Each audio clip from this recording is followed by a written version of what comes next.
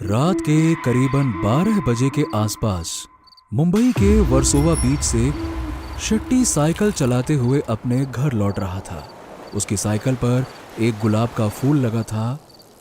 शेट्टी रोज पूरी रात अपनी साइकिल पर ही चाय और सिगरेट की दुकान चलाता था, लेकिन आज शेट्टी काफी खुश था क्योंकि उसका सारा माल बहुत जल्दी बिक गया था। दरअसल आज वैलेंटाइन डे था और आज के दिन नौजवान लड़के लड़कियां मुंबई की सड़कों पर प्यार का इजहार करने निकले थे। ला ला ला ला ला ला ला डा डा डा डा डा ला ला ला ला प्यार करने वालों ऐसे ही प्यार करते रहो। अयो, आज तो हमको बड़ा मजा आ गया। सारा माल 12 बजे से पहले ही बिक गया। चलो, कम से कम रोज डे के दिन तो अपनी बीवी को गुलाब गिफ्ट करूंगा, वो बहुत खुश हो जाएगी। रोज रात को साइकिल पे अपनी ये चलती फिरती दुकान लेके निकल जाता हूँ। अपने बीवी बच्चों को कहाँ ही टाइम दे पाता हूँ। इस पेट के लिए क्या क्या नहीं करना पड़ता। आज तो भाई वैलेंटाइन डे मनाने वालों की जय हो। अब आज तो बड़ा मजा आ गया। ला ला ला ला ला ला ला आई ला ला ला ला। समंदर के किनारे से शेट्टी चला जा रहा था कि तभी उसकी नजर सफेद साड़ी पहने एक औरत पर गई। वो समंदर की लहरों की ओर चली जा रही थी और आज लहरें भी काफी तेज थी। शेट्टी को समझ नहीं आया कि वो औरत इन खतरनाक लहरों की ओर क्यों जा रही है। अयो, ये क्या माजरा है? वो औरत क्या मरना चाहती है क्या? ओ मैडम, अरे ओ मैडम, अरे वापस ही आ जाओ नी। अरे वहाँ डूब जाओगी, किधर को जा रही हो तुम? अरे रुक जाओ। अयो सुनो।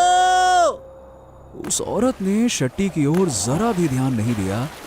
वो समंदर की खतरनाक उछलती लहरों की ओर बेखौफ चलती जा रही थी। शेट्टी को डर था कि वो औरत कहीं डूब न जाए। वो तुरंत साइकिल लेके उसके पास पहुंच गया। अयो अयो अयो, क्या कर रही हो मैडम? ये क्या है? मरना है क्या? समंदर की ओर क्यों जा रही हो तुम? वो औरत अचानक से रुक गई। तभी उसके मुंह से आवाज आई, अपने घर जा रही हूँ। घर? क्या बात करती हो मैडम? दरिया में कौन रहता है? लाओ लाओ लाओ, आप अपना हाथ दो हमको और चलो निकलो यहाँ से, वरना डूब के मर जाओगी। चलो आ जाओ आ जाओ। वो औरत धीरे से शेट्टी की ओर मुड़ी। शेट्टी उसका चेहरा देखकर डर गया। उसकी आंखें लाल थी। अचानक से उसके हाथों से लंबे नाखून निकले और वो गुर्राते हुए शेट्टी की ओर कूद पड़ी। मुझे मेरे घर जाने से रोकने वाला तू कौन होता है? उस औरत ने शेट्टी को कस के पकड़ लिया और पूरी ताकत के साथ उसे समंदर के अंदर लेके चली गई। उस औरत में गजब की शक्ति थी और कुछ ही पलों में पानी के अंदर शेट्टी की सांसें उससे हमेशा हमेशा के लिए जुदा हो गई। उसी समय रेत में धंसे एक म्यूजिकल बॉक्स से एक प्यार भरी धुन बजने लगी। अयो दोस्तों, मैंने सोचा था कि रोज डे की रात अपनी बीवी को गुलाब देकर खुश कर दूंगा, पर आज तो मेरा ही झींगा फ्राई हो गया। मैं तो जा रहा हूँ, मगर आप वीडियो को पूरा देखना और भूतनाशक पार्टी को सब्सक्राइब याद से कर देना। ओके, अलविदा दोस्तों, एंड हैप्पी वैलेंटाइन मंथ। आइयो। मुंबई के आराम नगर से दीपक नाम का एक लड़का बाहर निकला। आराम नगर मुंबई का वो इलाका है जहां हर समय किसी न किसी फिल्म या टीवी सीरियल का ऑडिशन चल रहा होता है। यहां रोज हजारों एक्टर्स अपनी किस्मत आजमाने आते हैं और दीपक भी उनमें से एक था। वो पिछले 9 सालों से यहां स्ट्रगल कर रहा था। वो जब मुंबई में एक्टर बनने आया था तब 24 साल का था और अब 33 का हो चुका था, पर अब भी उसका स्ट्रगल जारी ही है। चलो, एक और ऑडिशन खत्म हुआ। हे भगवान, इन 9 सालों में सैकड़ों ऑडिशन दे चुका हूं। पहले तो कम से कम साइड एक्टर का रोल मिल भी जाता था, पर इस साल तो लगता है वो भी नहीं मिलेगा। पता नहीं इस महीने दाल रोटी कैसे पार लगेगी। चलो, गणपति बप्पा मोरया, नैया पार लगाओ भैया। चलो थोड़ी देर बीच पे जाके बैठता हूँ, जो होगा देखा जाएगा अब। हाँ नहीं तो ऑडिशन रिजेक्शन यही चलता है लाइफ में। दीपक को ऑडिशन में रिजेक्ट होने की जैसे आदत हो चुकी थी। वो वर्सोवा बीच की ओर निकल गया। दीपक वहां ढलती हुई शाम का नजारा ले रहा था, तभी उसका फोन बजा। फोन उसके दोस्त रोहित का था।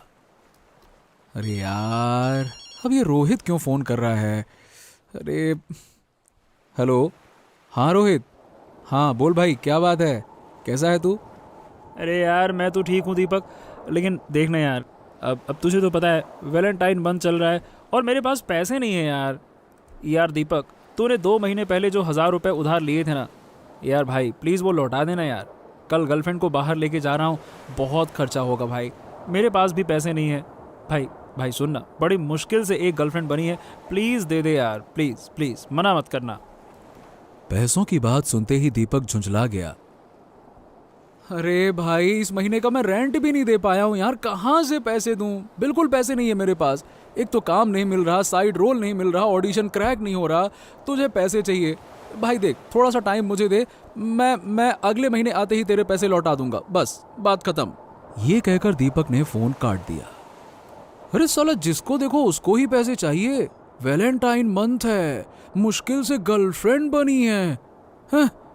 यहाँ तो पूरा मैदान ही खाली है। अरे पता नहीं, कोई लड़की मुझे भाव ही नहीं देती है। कितने साल से सिंगल खाली हूं, क्या भूलूं मैं। तभी दीपक की नजर रेत में धंसे एक छोटे से चौकोर बक्से पे गई। पास में ही एक साइकिल खड़ी थी। उस चौकोर बक्से में एक चाबी लगी हुई थी। दीपक ने उसे बाहर निकाला। हैं? ये क्या है? देखने में तो बड़ा सुंदर है। दीपक ने चाबी घुमाया। चाबी घुमाते ही उस बक्से में से एक प्यारी सी रोमांटिक धुन बजने लगी। अरे वाह यार, ये तो कोई म्यूजिकल बॉक्स है। पता नहीं यहां किसने छोड़ दिया या फिर किसी का छूट गया, लेकिन धुन बड़ी मस्त है। वाह, आहा। दीपक ने आसपास देखा, लेकिन वहां कोई नहीं था। खैर, अब दिखाई तो कोई दे नहीं रहा है। हाँ, जब कोई दिख नहीं रहा है तो ये मेरा हो गया, क्योंकि मुझे मिला है। चलो, मैं इसे रख लेता हूं। शाम ढल चुकी थी और दीपक वो म्यूजिकल बॉक्स लेके वहां से निकल गया। आधी रात होने वाली थी। दीपक अपने छोटे से कमरे में सो रहा था। चारों तरफ रात का सन्नाटा पसरा हुआ था। तभी टेबल पर रखा वो म्यूजिकल बॉक्स अपने आप बजने लगा। दीपक की नींद टूट गई। हैं? अरे इसको क्या हो गया? दीपक ने वो म्यूजिकल बॉक्स उठाया और उसे बंद कर दिया और वापस सो गया। पर थोड़ी ही देर बाद वो म्यूजिकल बॉक्स फिर से बजने लगा और अब दीपक को हल्का सा गुस्सा आ गया। अरे सो जा भाई, क्यों मेरी नींद खराब कर रहा है? सो जाना।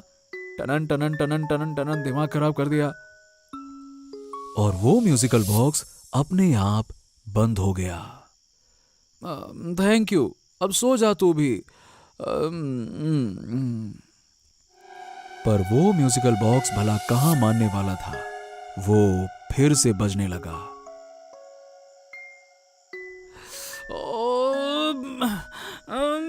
हद है यार, तू बड़ा ढीठ है। क्यों टुनुन टुनुन टुनुन टुनुन टुनुन बज रहा है? बंद हो जाना, चुप कर।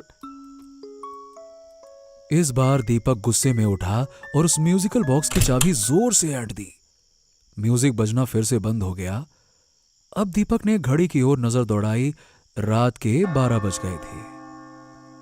अच्छा, अब समझा बेटा, वैलेंटाइन मंथ चल रहा है ना। पक्का तू भी मेरी तरह सिंगल ही होगा। इसीलिए आधी रात को शोर मचा रहा है, रो रहा है ना, है ना, है ना, है ना। दीपक को न जाने क्यों उस म्यूजिकल बॉक्स और खुद पर थोड़ी सी दया सी आ गई। लगता है हम दोनों किस्मत के मारे हुए हैं यार। तुझे भी कोई समंदर के किनारे फेंक गया, तू अकेला हो गया, और मैं तो अपने जीवन में अकेला ही हूं। खैर, अब तो नींद भी नहीं आएगी, क्या करूं अब। हाँ, इस वक्त सिग्नल के पास वो चाचा साइकिल पे सिगरेट बेच रहे होंगे। दीपक ने अपनी जेब में हाथ डाला और उसे 10 रुपए का नोट मिला। ये 10 रुपए ही बचा है। चल, एक काम करते हैं, एक मस्त सिगरेट पीते हैं छल्ले बनाते हुए, और कल का कल देखा जाएगा। दुनिया के गम भुला धुएं के छल्ले में, चल चल मेरे भाई सिगरेट पिए मजे में। दीपक बीच की ओर निकल गया। दीपक ने सिगरेट खरीद ली और उसे सुलगा कर सड़क पर टहलने लगा। तभी उसे किसी की आवाज आई। Excuse me. दीपक पीछे मुड़कर देखता है। वो आवाज एक खूबसूरत जवान लड़की की थी। वो दीपक से फिर से बोलती है, आपके पास लाइटर या माचिस है? दीपक उस खूबसूरत लड़की को बस निहारते रह जाता है। मैंने पूछा, आपके पास लाइटर या माचिस है? दीपक एकदम से होश में आता है। क्या लाइटर? अरे हाँ हाँ, है ना, ये रहा। हाँ। दीपक ने लाइटर उस लड़की को दे दिया और उस लड़की ने भी अपने लिए एक सिगरेट जला ली। आप एक्टर है क्या? दीपक चौंक गया। आपको कैसे पता? मुझे लगता है मैंने आपको किसी ऑडिशन में देखा है। अच्छा, ऑडिशन में? हाँ हाँ, ऑडिशन में देखा होगा। ओ, तो क्या आप भी? जी हाँ, मैं भी एक्टर ही हूँ। मुंबई में 4 साल हो गए। हाँ, मुझे पूरे 9 साल हो गए। मेरा भी सेम ही हाल है। दोनों एक दूसरे को देखकर मुस्कुराए। हाय, मेरा नाम रानी है। और मैं दीपक। लड़की ने दीपक की ओर अपना हाथ बढ़ाया और दीपक ने आगे बढ़ के उससे हाथ मिलाया। अजीब इत्तेफाक है कि हम दोनों वैलेंटाइन डे के दिन मिले, नहीं? दीपक रानी की बात पर थोड़ा शर्मा गया। उसने रानी से पूछा, रानी जी, सही बताऊं तो मुझे ना कभी कभी लगता है कि ये एक्टिंग वैक्टिंग छोड़ के ना वापस अपने घर चला जाऊं। वैसे तुम्हारा क्या प्लान है? रानी ने एक पल के लिए दीपक की आंखों में झांका। मेरे पास एक कहानी है। कहानी? कैसी कहानी? कहानी मैंने ही लिखी है। मैं सोच रही हूँ कि उस कहानी की लीड हीरोइन मैं रहूंगी। मुझे यकीन है कि मुझे कोई ना कोई प्रोड्यूसर जरूर मिल जाएगा। अरे वाह, क्या बात है, सच में? दीपक, मैं चाहती हूँ कि इस कहानी में हीरो का रोल तुम करो। दीपक को ये रात चौंकाए जा रही थी। हीरो? कौन, मैं? हाँ, तुम। मुझे तुम्हारे जैसे चेहरे की ही तलाश थी। हाँ हाँ हाँ, अच्छा अच्छा, ठीक है ठीक है ठीक है, क्यों नहीं, मैं ज़रूर कर लूँगा हीरो का रोल।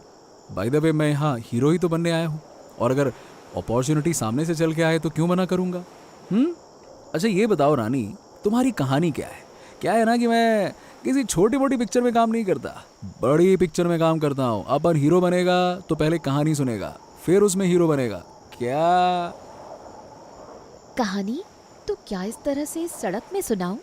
आज चांदनी रात है। एक काम करते हैं, बीच पर चलते हैं, समंदर की लहरों के साथ सुनाती हूँ, तभी मूड बनेगा। क्या कहते हो? दीपक को इस वक्त रानी का साथ बड़ा अच्छा लग रहा था। उसने तुरंत हाँ कर दिया और दोनों वर्सोवा बीच की ओर निकल पड़े। जानते हो दीपक, कुछ कहानियां वैसी ही जगह सुनाई जाती हैं जहां से वो शुरू हुई थी। मतलब मैं कुछ समझा नहीं। छोड़ो, ये कहानी एक लड़की की है। उसका नाम था आरोही। एक छोटे से शहर से मुंबई आई थी, एक्टर बनने का सपना लेकर। रोज ऑडिशंस और रोज रिजेक्शंस। कभी उसे कोई रोल मिलता तो कभी कभी एडजस्टमेंट का इशारा। पर आरोही ने सब झेला, क्योंकि उसे यकीन था कि एक दिन उसका वक्त आएगा। फिर एक दिन ऐसा ही हुआ। उसकी जिंदगी में एक लड़का आया, विशाल नाम का एक यंग डायरेक्टर, जो मुंबई में फिल्म बनाने आया था। इत्तेफाक से वैलेंटाइन डे के दिन ही दोनों मिले और दोनों में प्यार हो गया। आरोही, तू देखना, जब कभी भी मैं अपनी पहली पिक्चर बनाऊंगा ना, तो हीरोइन तो तुझे ही लूंगा और फिर तुम एक बहुत बड़ी स्टार बनोगी। तुम्हारे नाम के ना अनाउंसमेंट हुआ करेंगे, बड़े बड़े पोस्टर लगेंगे, लोग कहेंगे ये आ रही है बॉलीवुड की बड़ी एक्ट्रेस हीरोइन आरोही। क्यों, क्या कहती हो? जानते हो विशाल, मुझे खुद पर उतना विश्वास नहीं है जितना तुम पर है। विशाल ने आरोही को पहला गिफ्ट दिया, एक म्यूजिकल बॉक्स। उसमें से एक प्यारी सी धुन निकलती थी, हम उस पर एक गाना भी बनाएंगे। म्यूजिकल बॉक्स का नाम सुनते ही दीपक एकदम से चौंक गया। वो रानी को आज शाम इसी बीच पर मिले म्यूजिकल बॉक्स के बारे में बताना तो चाह रहा था, पर रानी ने उसे बोलने का मौका ही नहीं दिया। रानी लगातार कहानी कहती गई। एक दिन विशाल को ब्रेक मिला। उसकी पहली फिल्म में एक बड़े प्रोड्यूसर की बेटी लॉन्च होने वाली थी। आरोही का पत्ता कट गया। इधर उस विशाल का आरोही को हीरोइन बनाने का वादा टूटा और इधर उस बेचारी आरोही का दिल। पर आरोही ने उसे माफ कर दिया, क्योंकि वो जानती थी बेचारा विशाल भी हालात के सामने मजबूर था। दोनों के बीच प्यार बचा रहा और रिश्ता चलता रहा। और फिर विशाल की पहली पिक्चर हिट हो गई। फिर अवार्ड्स, इंटरव्यूज, शोहरत और पैसा। वो अब एक अमीर और फेमस डायरेक्टर बन गया था। दीपक ने रानी को टोकते हुए कहा, और उसके बाद वो लड़का बदल गया और उसने आरोही को छोड़ दिया, राइट? रानी ने दीपक को घूरते हुए कहा, दीपक, ये कहानी होगी तो कौन पिक्चर देखेगा? ये सब लड़के का लड़की को छोड़ देना, ये सब तो बहुत पुराना हो गया है। ओ अच्छा, सॉरी, प्लीज तुम आगे सुनाओ, आगे बताओ। फिर एक दिन उस विशाल ने अपना वादा निभाया। उसने अपनी अगली फिल्म में आरोही को हीरोइन लेने का फैसला किया। अरे वाह, ये तो अच्छा मोड़ दिया तुमने कहानी को। वाह यार, तुम तो एक अच्छी राइटर निकली। ये कहानी मैंने कहाँ लिखी? ओह, तो फिर किसने लिखी? वक्त ने। क्या मतलब? आगे सुनो। वो पिक्चर बनी और रिलीज हुई। विशाल ने अपना वादा पूरा कर दिया और आरोही का हीरोइन बनने का सपना भी पूरा हो गया। पर उस पिक्चर को देखने कोई नहीं आया। ऐसा लगा कि पिक्चर फ्लॉप होगी और प्रोड्यूसर का पैसा भी डूबेगा और साथ में उस यंग डायरेक्टर का करियर भी। विशाल ने आरोही को आधी रात को वर्सोवा बीच पर बुलाया। उस दिन वैलेंटाइन डे था। दोनों के बीच पहले थोड़ी देर प्यार भरी बातें हुई और दोनों ने वहीं समंदर के किनारे ड्रिंक भी किया। और फिर क्या? रानी अचानक से उठकर चलने लगी। दीपक भी उसके साथ साथ चलने लगा। दोनों थोड़ी देर चुप रहे और थोड़ी देर के बाद रानी फिर से बोलने लगी। फिर अचानक से आरोही को चक्कर आया और वो बेहोश हो गई। विशाल ने आरोही के ड्रिंक में बेहोशी की दवा मिला दी थी। उसके बाद उसने आरोही को समंदर में छोड़ दिया। वहीं डूबकर मर गई। मीडिया ने इस खबर को खूब उछाला। इस फिल्म की पब्लिसिटी हो गई। फिल्म की लीड हीरोइन ने सुसाइड जो कर लिया था। अचानक से लोग इस फिल्म को देखने आने लगे। फिल्म हिट हो गई। प्रोड्यूसर भी खुश, डायरेक्टर भी खुश। मगर आरोही, उसका क्या? इस समय वर्सोवा बीच पर सिर्फ समंदर की लहरें सुनाई दे रही थीं। थोड़ी देर सब कुछ शांत रहा और तभी पीछे से उसी म्यूजिकल बॉक्स की धुन बजने लगी। दीपक एकदम से हैरान हो गया और पीछे मुड़ा। अरे, ये यहां कैसे आ गया? इसे तो मैं अपने घर ले गया था। फिर ये यहां? दीपक तुरंत मुड़ के रानी की ओर देखा, पर वहां रानी नहीं थी। दीपक ने चारों ओर नजर दौड़ाई, दूर दूर तक कोई नहीं था। उसने जोर की आवाज भी लगाई, हाँ? रानी, रानी, रानी, कहाँ हो तुम? रानी! अरे यार देखो, ये मजाक का वक्त नहीं है। रानी! लेकिन कहीं से कोई जवाब नहीं आता है, पर वो म्यूजिकल बॉक्स से लगातार वही धुन बजती रहती है। दीपक उस म्यूजिकल बॉक्स के पास आता है और उसे धीरे से उठाता है। पता नहीं आज ये हो क्या रहा है मेरे साथ। जब से तू मिला है तब से कुछ ना कुछ गड़बड़ ही हो रहा है। पता नहीं अब ये रानी कहाँ गायब हो गई अचानक से। तभी पीछे से एक आवाज आई, रानी नहीं दीपक, आरोही। दीपक फौरन पीछे मुड़ा और उसके पीछे रानी ही खड़ी थी, लेकिन सफेद लिपटी साड़ी में, और उसकी आंखें लाल हो चुकी थीं। दीपक उसे देखते ही डर गया और उसकी जुबान लड़खड़ाने लगी। रानी तुम ये क्या पहन लिया अचानक से यार, और ये तुम्हारी आंखें लाल कैसे हो गई? देखो देखो प्लीज डराओ मत मुझे। ये क्या मेकअप कर रखा है तुमने? एकदम एकदम प्लीज यार देखो, कुछ तो बोलो, क्या है ये? वो औरत दीपक को अपनी लाल डरावनी आंखों से घूरती रही और फिर गुर्राई, कहा ना रानी नहीं आरोही। दीपक को लगा कि उसका दिमाग फट जाएगा। आरोही? ये क्या बोल रही हो? आरोही तो तुम्हारी कहानी में थी और वो तो मर चुकी है। यही इसी वर्सोवा बीच के किनारे तुमने ही तो ये कहानी लिखी थी ना? कहा था ना, वो कहानी मैंने नहीं लिखी, वक्त लिखता गया।